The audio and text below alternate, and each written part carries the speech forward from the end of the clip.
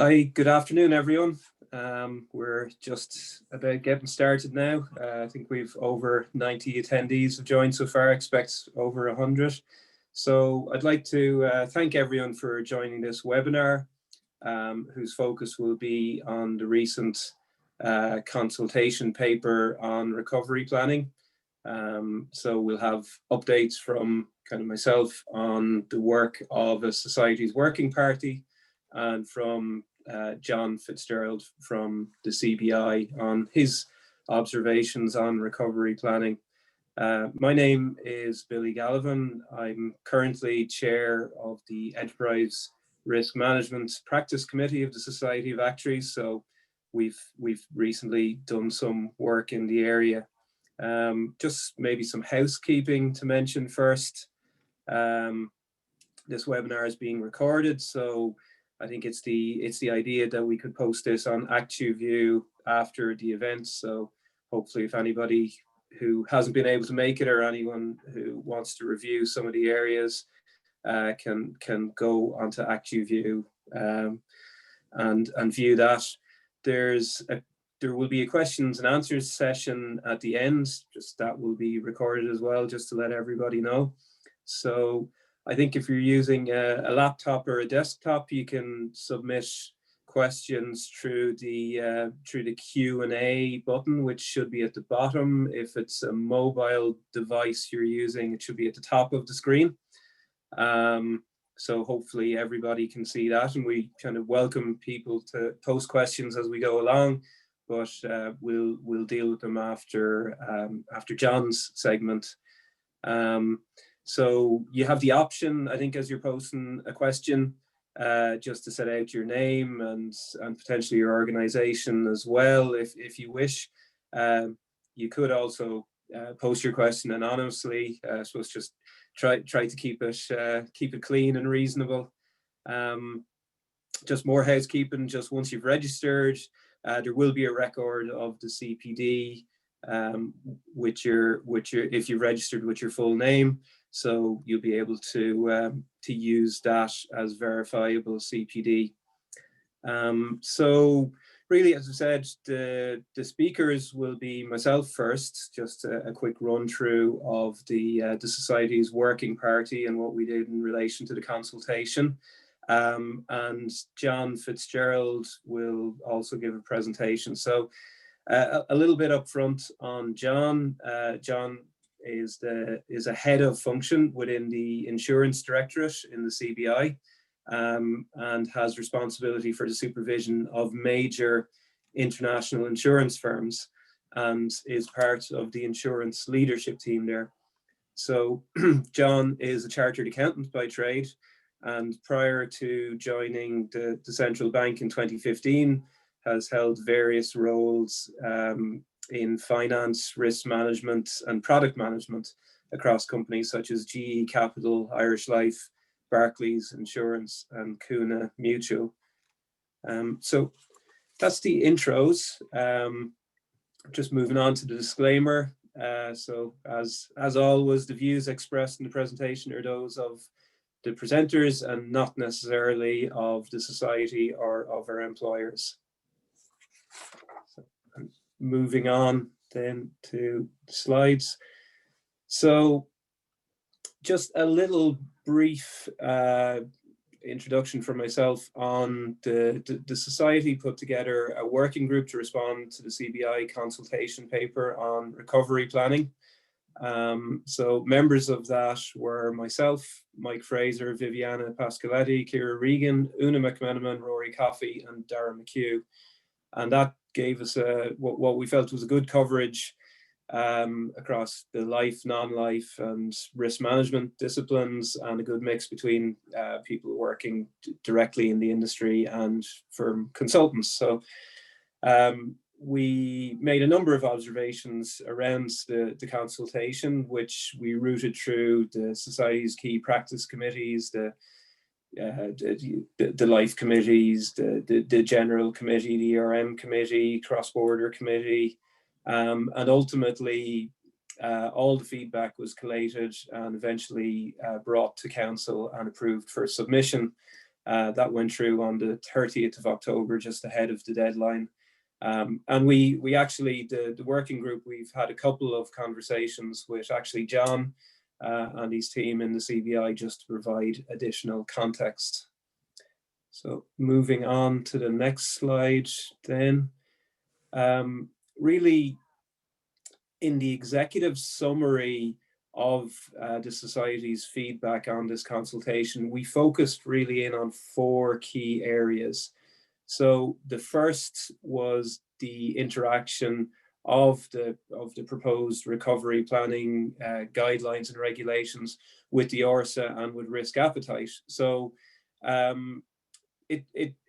suppose it may seem obvious, but I suppose just for clarity in terms of the guidance associated, we're of the opinion that reverse stress testing and recovery options that are often discussed, I suppose, to various degrees in the ORSA, that they did have a pretty strong crossover in terms of the scenario testing that was being that's being prescribed in the consultation, in the regulations, and the recovery options as well. So the parts of the consultation paper that deal with stress testing and recovery options, we felt they, I suppose, they interact quite closely with what people currently do in the ORSA.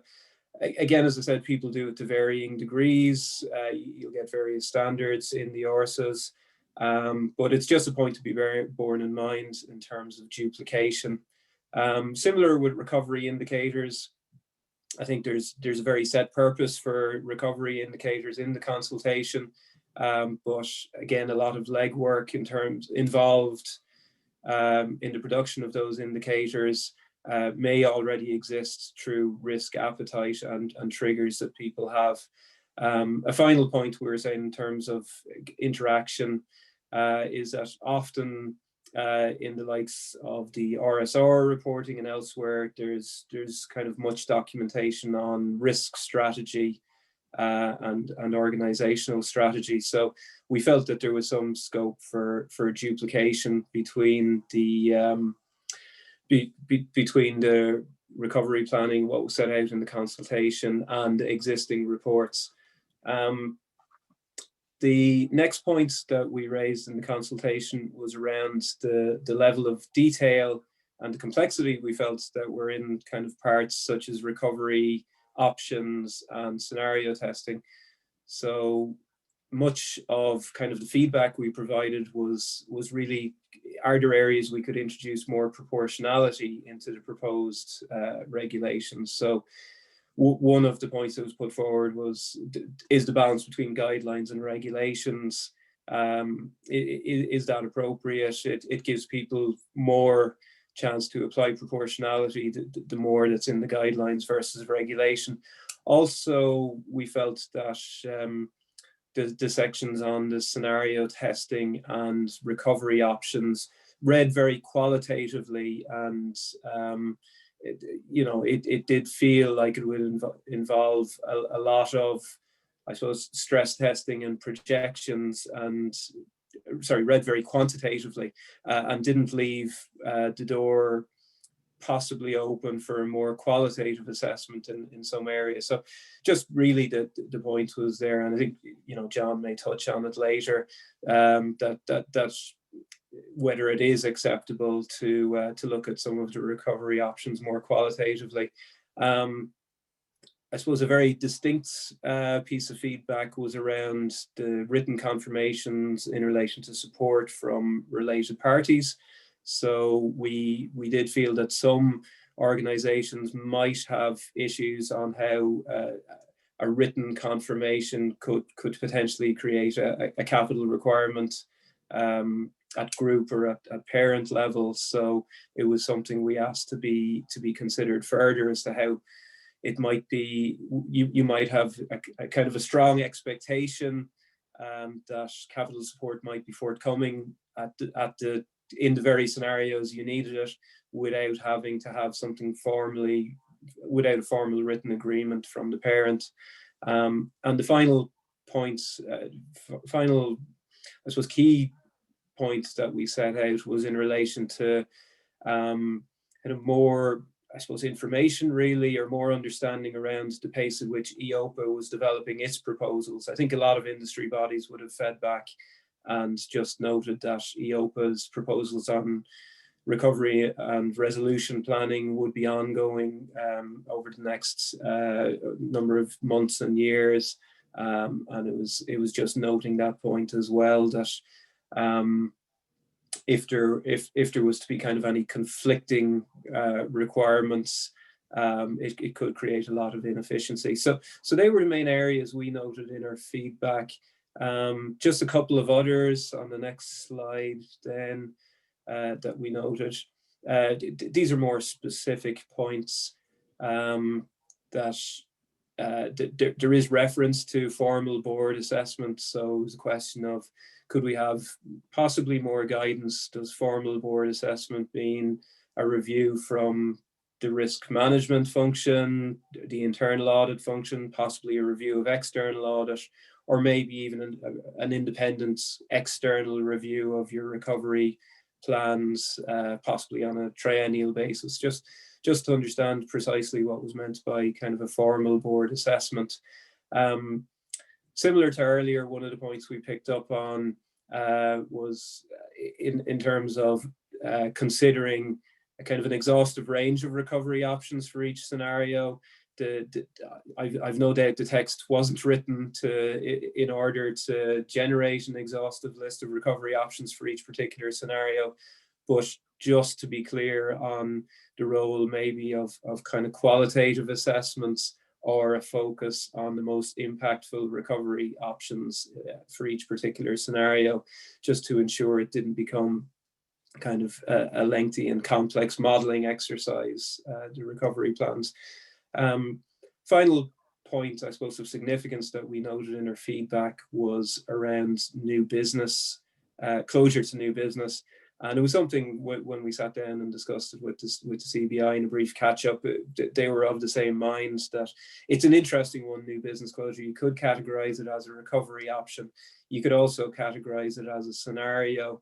So it was just clarity on rather than being a scenario in its own right and having to explore a range of recovery options related to the new business closure scenario. That new business closure in itself might be seen as as a recovery option, and basically where it was placed in terms of the guidelines. So that's just a summary of the overall feedback. I think I'll now introduce John to run through his portion of the presentation, and as I mentioned earlier, people feel free to start using the questions and answers, and we'll review those and try deal with those at the end of John's presentation. Thank you, Billy, and thank you for inviting me to speak at your webinar today. As Billy said, my name is John Fitzgerald, and I guess the main reason that I'm here today is because I am part of the working group within the bank looking at recovery planning for insurers. I should point out that the regulations and guidelines related to recovery planning for insurers are still under review and subject to sign off within the bank, and any remarks that I make today should take that fact into consideration. I propose sharing some thoughts on preemptive recovery planning with a focus on the why, how preemptive recovery planning adds value to insurers and their stakeholders. The what, being what the bank expects of a good recovery plan, and the where, how a recovery plan fits into the overall risk management framework, how it builds on but is different to existing Solvency II processes. So why have recovery planning? This slide simply highlights that the unexpected is always there. Recovery planning is about being prepared for the unexpected. Hopefully not quite as unexpected as an alien abduction. But if we think about it, the business of insurers is mitigating risk. We sell the concept of being prepared, encouraging our customers to buy protection for possible adverse events that could have an impact on their well-being in the future. And the fact that we do not expect every policyholder or even a material number of those policyholders to experience such an adverse event does not undermine our conviction that they should be prepared anyway. So preemptive recovery planning is about the insurer itself being prepared. It encourages anticipating possible adverse events that could have a material impact on the insurer's viability, thinking through the various options that could be deployed to recover from such an event, and developing appropriate crisis management processes to be better prepared to identify and respond if a significant event emerges. Human nature being what it is, we all know that in an actual crisis, we tend to become reactive. We focus on the immediate issues right in front of us, which may not be the most important issues to deal with, and rational thinking tends to take a back seat and become more difficult. The beauty of preemptive recovery planning is that it affords the insurer a chance to consider how to manage a crisis when they're not in the middle of it. This allows recovery options to be well thought through, to be tested, and hence more likely to succeed than those hastily put together in response to a crisis. So moving on to the what. This slide, it shows a simple depiction of the main elements of a recovery plan. And the core elements of recovery planning are relatively straightforward, and at this stage follow a pretty well-worn path. The essential elements have been for recovery planning and how they should be structured has been the topic of a number of different pieces of work, including by the Financial Stability Board and the International Association of Insurance Supervisors.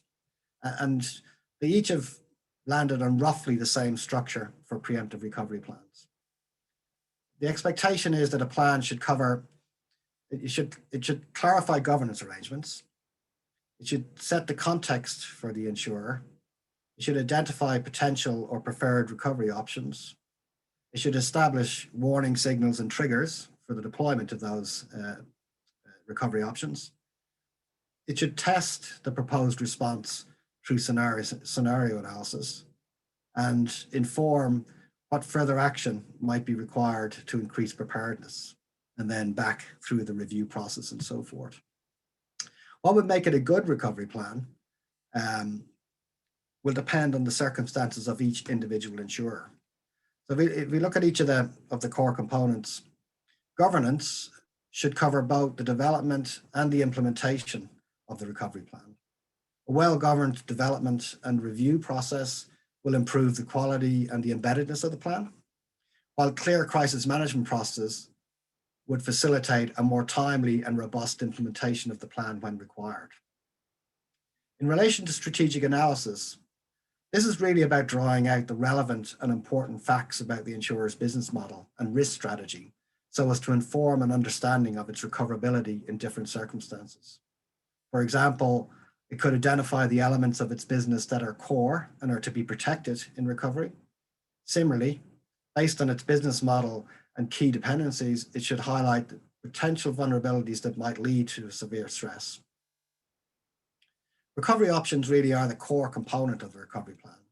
They need to be credible, and particularly in the circumstances where they might be deployed.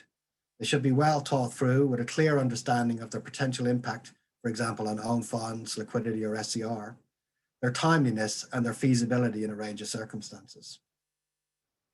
Recovery indicators and the related triggers should build on the recovery options. They should reflect the insurer's conclusions about the time required to implement the available or preferred options and to restore the desired financial position. They should prompt action when it's required. Scenario analysis within a recovery plan, it's not really about identifying potential vulnerabilities. Its purpose is to test the proposed recovery options and indicator framework against a range of severely adverse scenarios.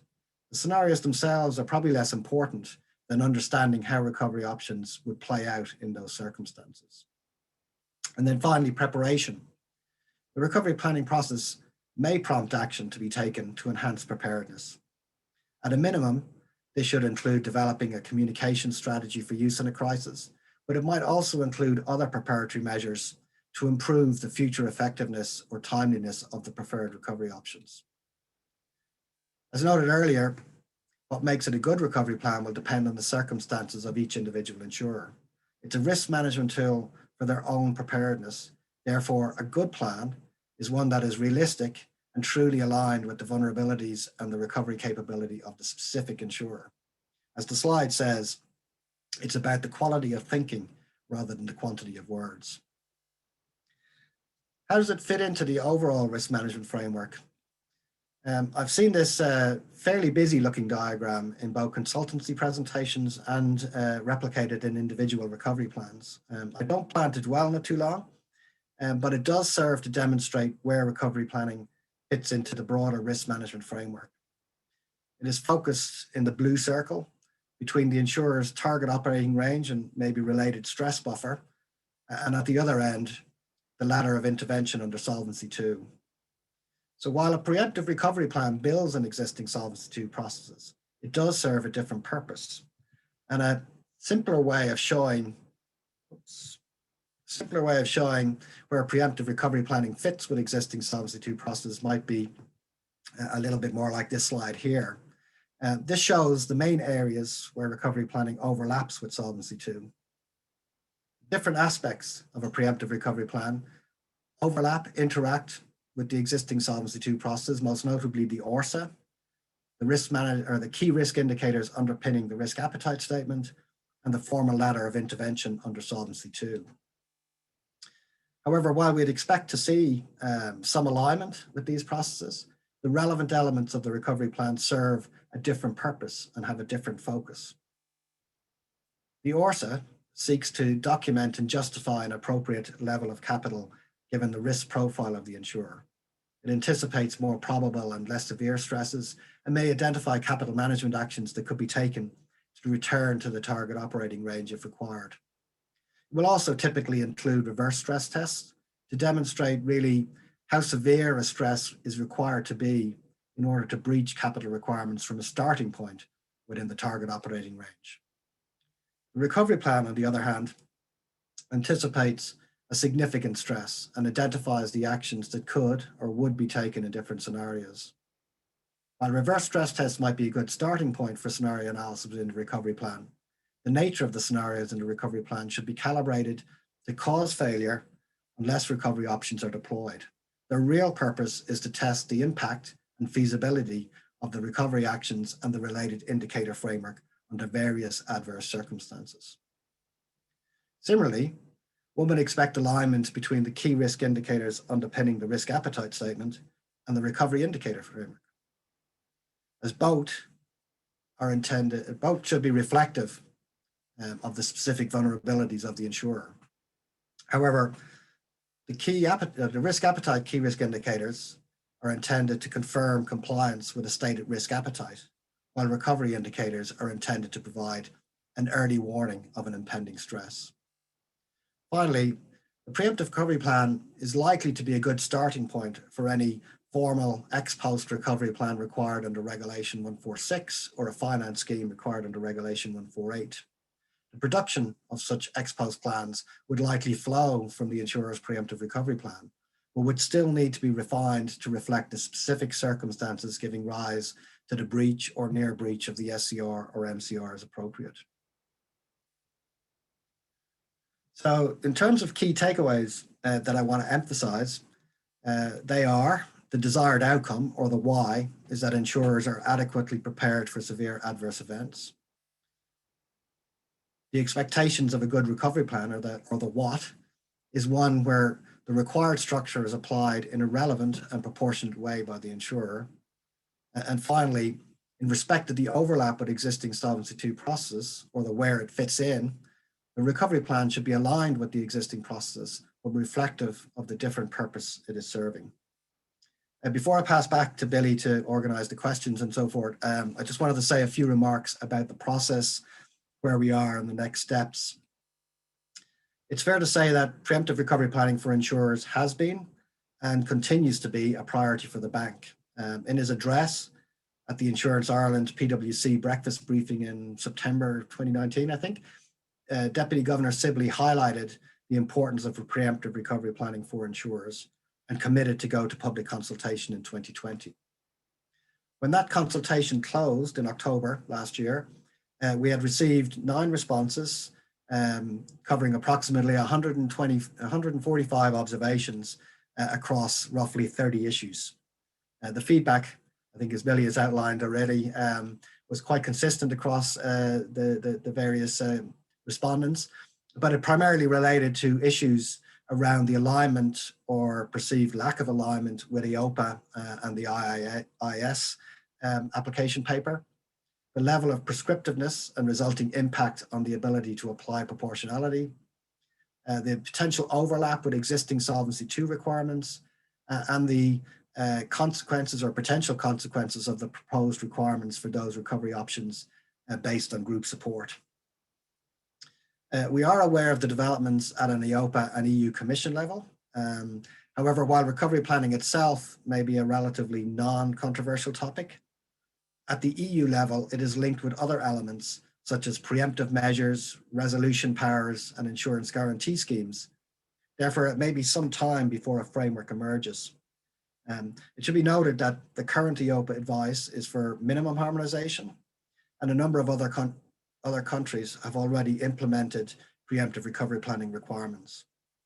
And as highlighted earlier, there's broad agreement on the structure of such recovery plans. We're currently completing a review of the feedback received, and while nothing is certain until the fat lady sings, or in our case, the bank commission signs off, the intention is that the final regulations are focused on the key outcome, which is that insurers are clear on their overall recovery capacity. This means being aware of their vulnerabilities, having a range of credible recovery options, knowing when they should be used, and understanding their potential impact under a variety of circumstances. In terms of next steps, we anticipate, subject to the required internal governance processes, publishing our feedback statement and final regulations in the near future. We would expect to allow a reasonable period of time for the production of the first plan so that insurers can align their recovery planning efforts with other Solvency II processes as much as possible. It's probably also worth noting that a number of insurers already produce recovery plans, either at their own volition or at the request of the bank during the authorization process. It's fair to say these are of varying quality. However, we recognize that similar to flowers and ORSAs in the past, it may take a number of iterations before recovery planning becomes fully mature across the insurance sector. And we believe that the regulations and supporting guidelines should help facilitate that. So I'll pass back to you, Billy, now for questions. Yeah, brilliant. Thanks very much for that, John. Yeah, I just kind of even want to reiterate that, you know, the consultation paper, whilst it's very well written as usual in plain English, etc. It's quite, you know, it's quite detailed, the regulations and some of the guidance in it. So I do think, I suppose John coming along and kind of speaking today gives a kind of context that you don't necessarily get from just reading the regulations alone. So it's quite helpful in that way to interpret it. So yeah, just asking again in terms of pointing out that people can kind of have a think now and maybe stick questions in the Q&A. I think there's also functionality to raise your hand actually as well if somebody would like to come in with a verbal comment. So I think we have 3 questions already. 4 questions, good, they're flying in now. So I think, John, I'll start with one that I think you'll like and just be able to kind of almost reiterate an answer on it. The question is, should insurers be developing the recovery options before they actually consider the scenarios? And it is a good process here on recovery planning, not necessarily to create the scenarios up front, and develop, bespoke recovery options. So it's kind of just based on something you said earlier, which is a preferred approach almost, that the scenarios are a way of testing the recovery options, just to get some more context on that. Yeah, I think so, Billy. I think really we would view that the scenario analysis within recovery planning is really there to test the thinking around recovery options, how they would really play out in a severe stress scenario, both in terms of and not just the recovery options, but also the framework of indicators. So what indicators would be triggered in that scenario, when, what action would that prompt, what recovery options might be deployed, and how would they play out in that particular scenario. Particularly when it comes to things like, maybe de-risking or selling assets and so forth, the scenario becomes relevant then in terms of what other parties in the markets might be doing. So a recovery option that works well under scenario A may not work well under scenario B, or it might work well under an idiosyncratic scenario, but not under a systemic scenario. So really, yeah, scenarios in the recovery plan are really there to test the thinking around the recovery options and the related recovery indicator framework. And I think that's maybe where they differ a little bit from the ORSA process. I think the ORSA process tends to be built around immediate deterministic stresses to try and tease out vulnerabilities and so forth. But I think within recovery planning, the expectation is the vulnerabilities are thought through, maybe building on what's come out of the ORSA. Potential recovery options are thought through and how they might be deployed. And then the scenarios are being used to demonstrate that those recovery options and the indicator framework are actually effective or expected to be effective in a stress event. Thanks for that, John. Yeah, so it's good. It's the effectiveness of the triggers and the options that's most critical. Yeah, and I think one of the things that we do emphasize in the guidelines and so forth is that scenarios really should be looking at both slow moving and fast moving type events, and in the context of slow moving, and I think some of the questions that we got as part of the feedback is, can we provide some additional guidance around the timescales over which scenarios should play out. And I suppose the response to that, I think, as we spoke through it with yourselves and your colleagues, is it depends on the scenario and what kind of a stress is it attempting to focus on. But it's as much about seeing how the scenario plays out over time and the triggers that it'll set off, the flags it'll set off that to prompt action, as much as setting a kind of financial situation that then recovery options can be measured against. Excellent, thanks for that, John. One in from a question from Jerry Jordan. So we know, I suppose, your slide from a little bit earlier, I suppose that showed the blue dotted circle, and the real focus here is the kind of the ladder of intervention. But a kind of question: how unexpected an event should we have recovery planning for, and how detailed should those preparations be? So, just looking at the example, I suppose, of COVID-19 and how it crystallized, possibly still. No clear unanimous views on recovery options, but yeah, just to focus on that, how unexpected maybe, and how much detail. Well, I guess recovery planning is assuming or is based on facing or being prepared to face a severe stress, wherever that might arise from. And I think this goes back to potentially the vulnerabilities that an insurer might be exposed to, and the COVID-19 type scenario it's a kind of a catch-all for a number of other different stresses that individual insurers may or may not have seen, and a combination of those stresses. So what did it really lead to? Initially, we saw quite significant market volatility. So is market volatility a vulnerability? And maybe that's one of the ones that, if we had a severe stress because of market vulnerability, if things got very bad, how exposed are we?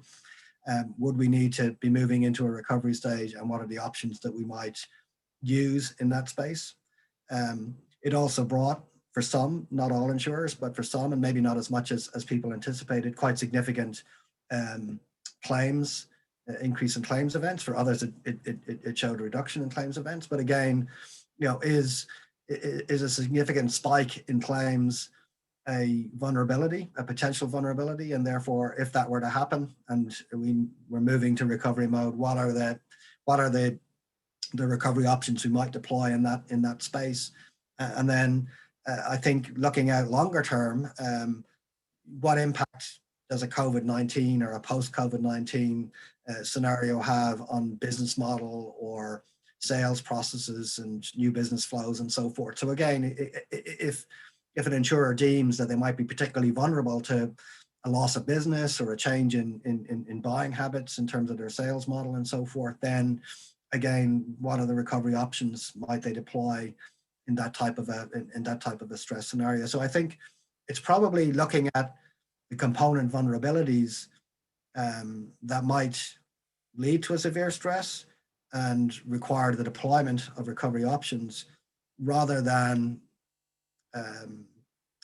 trying to think of highly unlikely scenarios. And almost, again, in the order of thinking is, what are the vulnerabilities? What would we do if we got severely impacted by those vulnerabilities? What kind of monitoring and triggers might we have in place to identify those vulnerabilities actually coming to life? And then the scenario really then might be the COVID situation that has these features to it, and that's the test of how the recovery options play out against different scenarios. So I'm not sure if that answered the question, but hopefully it kind of gives you a flavor of how it fits together, I think, in our mind. Yeah, no, thanks for that, John. Yeah, good information on kind of the approach and how you might start to consider kind of the detail. Jumping to a question from Dermot Marin, actually. I think this is probably one that's on everyone's lips. I'm not sure how far you can go on it, John, but Dermot says, thanks for the presentation. Current thinking around the written commitment for group support, is anything likely to change from the consultation paper? I guess, as I kind of said in the presentation, the fat lady has not yet sung. We certainly hear the submission, we understand the submission, and I suppose the real outcome that we're looking for, whether it's in signed commitment or otherwise, is that any reliance on group support within a recovery plan is realistically thought through. It's well thought through, realistic, it's credible in the scenarios that it might be drawn upon. And I think certainly we're thinking through, what would that actually mean? But we have heard quite strongly the feedback received. Yeah. Okay. No, thanks for that, John. There's three questions here in a row. I think it kind of can probably approach them. I suppose one is a proposed timeline. Two is that timeline likely to take account of current ORSA timelines? And then there's next one kind of segueing on from ORSA around back to the slow moving scenarios and what's picked up in the ORSA stress testing or reverse stress tests. But starting around kind of maybe timeline, your expectations around both timeline and is it being considered kind of aligning it around ORSA timelines? Yeah, I mean, I think that's a fair question. And I think, as I said in the presentation, ultimately the objective would be to allow insurers align as they see fit recovery planning efforts with existing Solvency II processes, but to the extent that it suits them.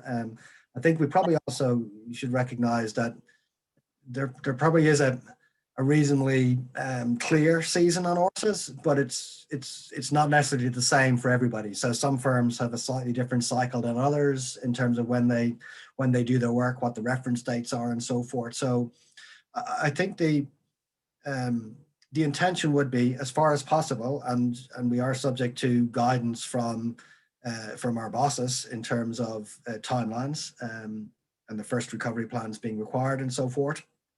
But the intention is, as far as possible, to leave sufficient time so that all insurers would have some ability to plan the recovery activities around existing Solvency II processes.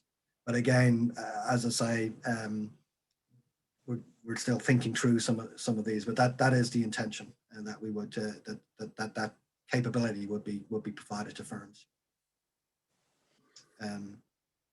But I think there was one then, do we expect them to happen at the same time? And yeah, no, they're likely to, as I said, they're quite related to things in the ORSA and so forth, but it's really down to the individual insurer as to how they want to plan their work and projects over the year. I would suspect that it'll build on the ORSA, or maybe done concurrently, but it's entirely, I don't think we would be judging it's a good planning process and a bad planning process if it is or isn't done in conjunction with the ORSA. Yeah, even just to branch out, I think there's probably people tend with their ORSAs, I suppose, John, that I suppose the freshness of the data, or how recent the balance sheet people are looking at, it tends to be kind of within the last 6 months. So maybe it's the question of, in terms of, would there be any kind of expectation formed already of how up to date the balance sheet data that's going to be used in the recovery stress tests or recovery, looking at the options, is that something there'd be similar constraints in practice, using data within the last 6 months, or is it something that might be a bit more relaxed? But I think it's probably fair to say that the ORSA is pretty high definition. It's pretty, the expectation is it's high definition, that it's based on quite recent credible balance sheet numbers and current market conditions and so forth, that supporting quantitative analysis is relatively granular, because it is the near future. It is it's the margins around where they're currently at, and therefore needs a greater degree of focus and granularity. I think when it comes to recovery planning, it's much more broad brush. It's not HD. It's possibly not even SD.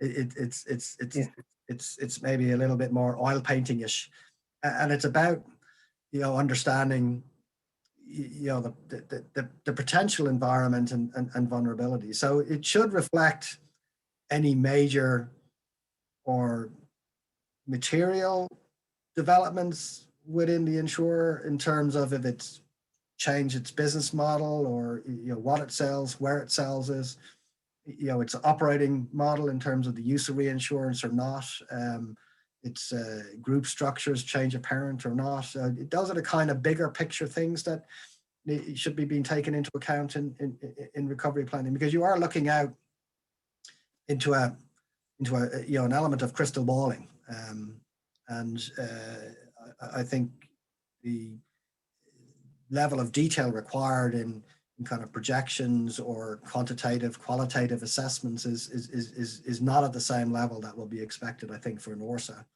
but it does need to be realistic and reflective. So it's there's an element of a balance there, but it's not expected to be I don't think there will be a huge amount of concern if the vulnerabilities are realistic for the insurer, notwithstanding that the starting point is a balance sheet that's 6 months older than it might otherwise be. Yeah, no, absolutely, yeah. I think a lot of people will be interested in that, just that probably they're not as constrained with getting everything done kind of as all at once as quickly as possible, just to ensure the data being used isn't seen as stale. There's I suppose a couple of, just to kind of give a bit of variety as well, there's a couple of questions just around proportionality for say captives or for low/medium low entities, just to, I suppose, get your perspective. There are probably two different questions, I suppose. The first one being maybe captives who are very, very reliant on parental support and mightn't have, the variety of options, that other kind of maybe higher impact or kind of broader organizations might have. So that's the first one. The second one, then, just is there a general comment on kind of how, I suppose, the cost and the proportionality for lower, how do you envisage proportionality for smaller firms in this? Yeah, proportionality, and I suppose that includes to an extent the application to captives. Yeah, is always a challenging concept in a way. So I suppose the quick answer to that is that proportionality within the recovery planning space we would see as being a proportionate application of the regulations, as opposed to trying to hive off and disapply application the regulations to certain entities due to scale or size and so forth. And the reason for that, to an extent, is that there can be a bit of a proportionality paradox. So quite often, it's the simpler, smaller, maybe more volatile entities that are more likely to need the recovery plan at some point. And therefore, kind of disapplying it in that context doesn't make sense. But having said that, the expectation is that it will be a lot simpler. And say, for example, for a captive or whatever like that, there may be very few recovery options that are credible for their particular circumstances, and therefore it should be limited to those few recovery options. They should, however, be also taking into account, as part of their vulnerability, dependence on the group of which they belong, and therefore any potential contagion from issues experienced at the group. And we did see some examples of that type of contagion coming through as a result of COVID-19, as an example. So that was an instance where, given the nature of the event, we did see contagion from the real world into the financial world, as opposed to typically we see it from the financial world out into the real world. But so I think they're not immune from severe stress, small companies. In some aspects, they may be more exposed to it, given their nature and scale. However, their plan should be reflective of their size. So I think that's where we would see, and how we would see, proportionality being applied. And I think we have heard the feedback that the very prescriptive, or at least the perceived prescriptiveness of the actual regulations themselves put a limit or may inhibit proportionality, and we've been giving that some thought and are seeking to allow, I suppose, a greater degree of proportionality within the preparation of plans. Yeah. Okay. Yeah. So thanks for that, John. So it sounds, kind of from what you're saying, yeah, kind of maybe more proportionality is being considered from where I suppose the proposed regulations started, but that's not necessarily pushing towards even further proportionality for kind of captives or low or medium low relative to the higher impacts? I mean, I think we are thinking through options to reduce the application to an extent, specific aspects for lower impact firms, but ultimately recovery planning is a benefit to both small firms and large firms, and therefore overall proportionality should be reflective in the level of detail or complexity of the plan rather than no plan, if you understand me.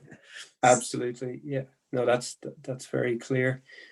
Couple of other questions here. I suppose one of them, it feels more like a philosophical point that, a large proportion of the slow moving scenarios, if you have the right triggers in place, it should be caught before you go possibly near the ladder of intervention. Anyway, I don't know offhand if there was any examples, John, of things that are kind of, those slow moving scenarios that, I suppose they can't exactly be, dealt with in a timely way, or maybe it's just a very fair point that someone's making. A lot of, if you've got the right indicators, those slow moving scenarios can be averted early.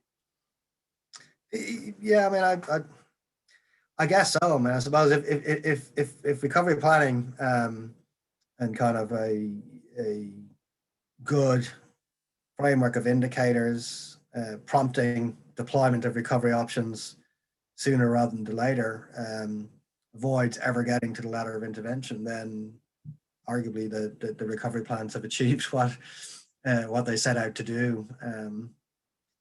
So I don't necessarily disagree. Yeah. I mean, okay. Slower moving items, might be slightly more difficult for firms to deal with, and this is where maybe recovery planning kind of maybe encourages thinking to occur when maybe it's freedom of thought is a little bit easier to achieve, and if a business model is clearly deteriorating or becoming redundant, I mean, that'll emerge probably quite slowly, but the likelihood is those that are vested in it, and particularly the insurer and management and board and so forth, may, as they experience that development, may be in denial or reluctant to acknowledge that is happening. And I suppose if you do that thinking while you're, while it's a theoretical kind of development, then maybe you can get clarity of thought before you start to see it actually emerging, albeit that it would be quite a slow moving scenario. Yeah, thanks for that, John. I think we've, if we could ask our host, we have one hand raised. Is it Shane O'Hara? Just might want to get in and say something.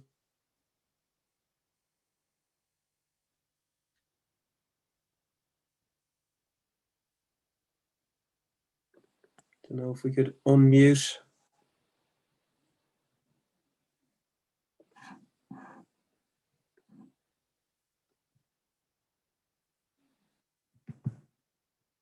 No, maybe not. One question I have, I've kind of left to the end. Apologies to Tom Donlan. Just in relation to resolution planning, I know we kind of the title of today mentioned recovery and resolution planning, possibly a little bit of a misnomer there, given where planning takes to more or less focus on recovery planning. I don't know, John, offhand, if you want to have kind of cover this one, where should companies place the emphasis when it comes to resolution planning then? So is it, I don't know, maybe to paraphrase or something, is the CBI's focus at the moment on on preemptive recovery planning, is that saying something about its expectations around when we should be getting around to our resolution planning, or is there kind of formed expectations already? I mean, I think resolution, the topic of resolution for insurance firms and resolution planning and so forth is also a priority of the bank.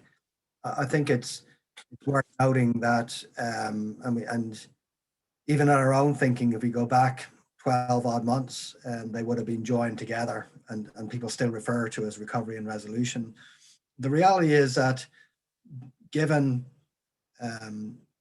the legislation that's in place, the bank has had the opportunity to implement recovery planning since 2013, the Central Bank Act. And therefore, it's within its gift to move ahead at a pace. Whereas, developments within the resolution space do require primary legislation, and therefore has to fit with a broader legislative agenda. So I think there's a common priority and desire to move ahead on resolution in the bank, but the recovery piece is more achievable in the near term, and so that's where our focus is currently at. I think in terms of the question was what emphasis should insurers put in resolution planning? I mean, Yeah. A big difference between recovery planning and resolution planning is that recovery planning is a risk management tool for the insurer. It's for them to avoid resolution, in a sense, in terms of being able to identify emerging stresses, vulnerabilities, and actions they can take to restore financial position. Resolution planning, on the other hand, will be carried out by a resolution authority, and it's kind of done unto the insurer. So I'm not sure that they need to really think too much about resolution planning, but in due course, when resolution planning comes into play, as no doubt it will in time, there certainly would be engagement with insurers around any preparatory measures that might be required to facilitate orderly resolution in due course. But I think that's a little bit down the road yet. Yeah, great. That's a very good answer.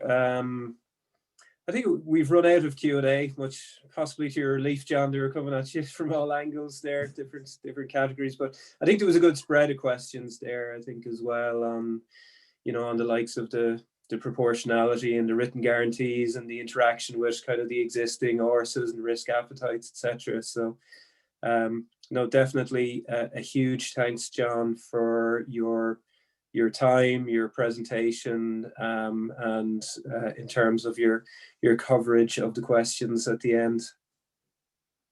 No problem. You're very welcome. Great. So I think that brings us towards the end of the meeting. So I'd like to thank all the participants for coming along. As I said, it's on ActuView if you do need to, or hopefully will be on ActuView if you need to go back and pick through any of the questions or any of the points. Also, just thank Catherine and Sheila for hosting and facilitating this from the society. And yeah, wish you all a very good afternoon, and thank you. Thank you.